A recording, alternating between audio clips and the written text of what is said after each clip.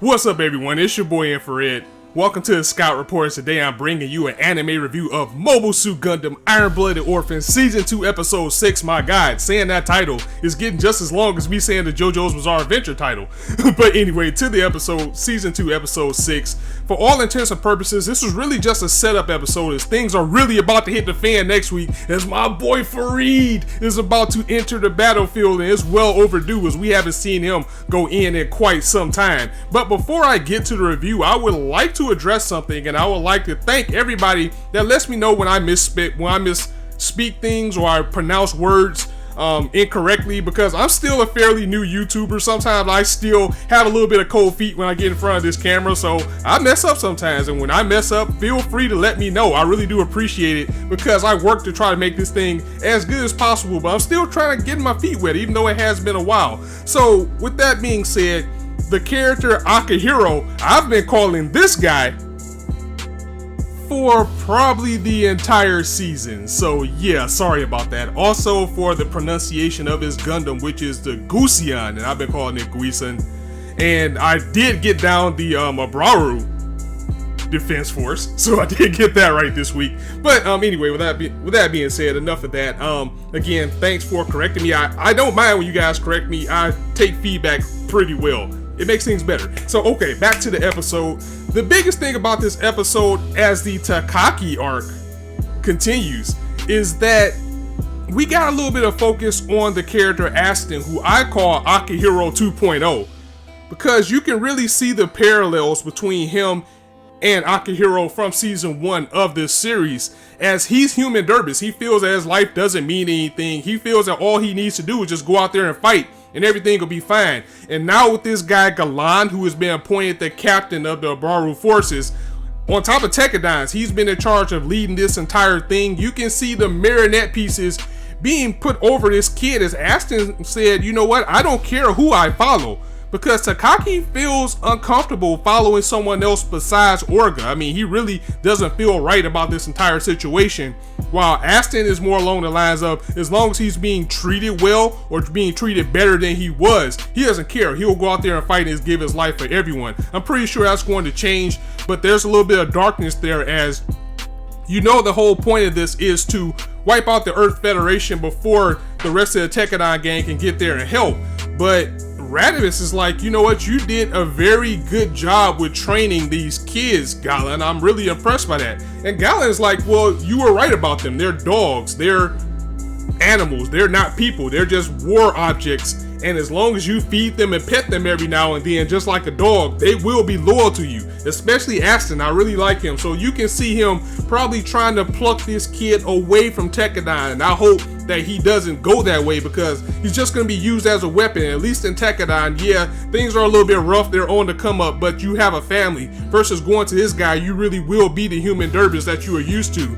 But it's kind of one of the Stockholm Syndrome things where it's all Aston knows, so of course he's going to gravitate towards that a little bit more. I just hope that he can shine through it. And as far as Mr. Chad goes, we learned that he's not dead yet, which is good. He's just in really bad shape. And things are really beginning to look suspicious to Orga and the crew, as they've been completely cut off of what's going on with the kids down on Earth. And they're even not allowed to enter Earth to help them out once they do get there. So somebody knows something is going on, and props to Eugene for saying, you know what, we're about to go anyway. We need to go help our friends. Something isn't right. And something indeed isn't right, as the overall strategy of this episode that Galan is planning is kind of to thin out the ranks of the Earth Federation little by little, because remember, he is acting as the leader of the Abraru forces, but he's also responsible for the people that are attacking him. So he's working both sides of the field, and his plan is to pelt off the team little by little,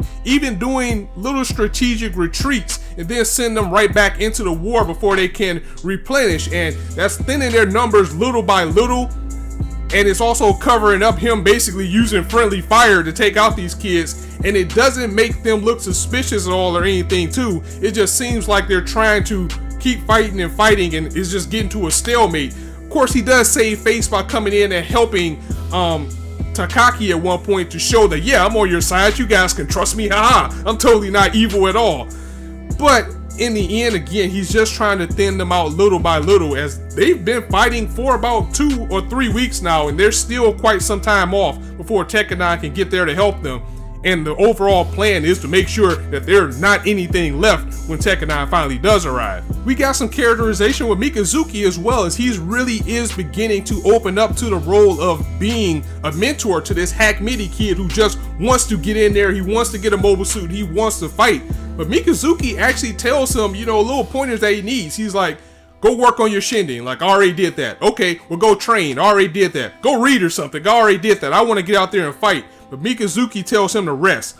Rest now. Do all of this stuff now, because when we get out there in that war, you're not going to have time or the luxury to. So take the time that you do have to hone your craft, to make yourself better. I really like this growth in Mikazuki's character. I still want him to be a savage, but to see that he's actually becoming more of a leader and more of a central figure among the rest, just like how we've seen Akihiro grow, just like how we've seen Shino grow. We're seeing him grow as well, and everybody in Tekkadan, as a matter of fact, taking on a more of a mentorship role with these kids on Earth. And props to Takaki as well, because he's been out there this entire time. He's still alive. Him and Aston are still going in, and they haven't been completely wiped out, even though the match is being purposely drawn out. So the growth of him and him taking the charge and being a leader out there as well, and Aston going in front of him, taking people out savagely, saying, I'm going to protect Tekkadan. That's just good. It's great that they are able to hold the throne until the rest of the guys from Tekkadan can show up. Now, we did, of course, touch base with Gjallarhorn as well, and Galeo is still being coy about who he is whenever he asks. And you know, the girl, and I can't remember her name right now, forgive me, but she's like, do you know Mr. Fareed? And he's kind of like, maybe. And he's just working on his grades, that improved grades that we're gonna see at some point when he finally does decide to go on the battlefield.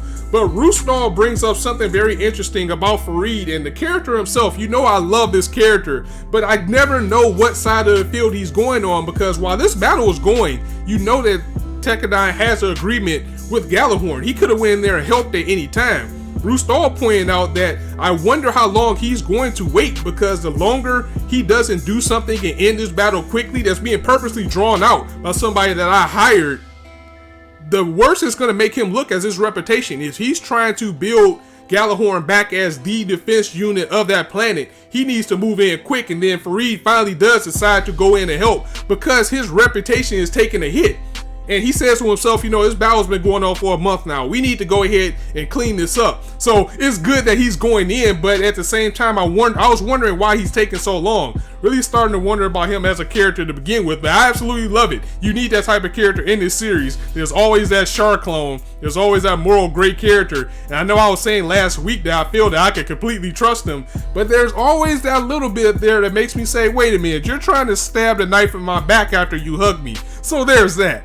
But overall, again, this episode was really just a calm to the storm, as now we have the Tekkadan crew that was in space right at Earth making their way in. They're just gonna bash their way through. We got Fareed finally coming in with his part of Gjallarhorn, with his grades, with the double swords, looking clean, but I need that Grimgird. And we have Aston and Takaki holding down the fort against this corrupt Brauru forces and whoever it is they're going against. So everything is going to come to a head next week, and we're actually going to see Rustal and Fareed go in. So I can't wait to see that battle. Guys, I'm going to go ahead and end it here. If you like this video, go ahead and drop it a like. Let me know what you thought about the episodes in the comments, and if you want to hear more, go ahead and hit that subscribe button, as there's not a shortage of content for you guys to indulge on this channel. And as I always say, you guys can be anywhere on YouTube right now, but you chose to listen to me.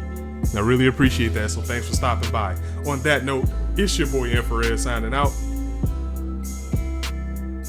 See you soon.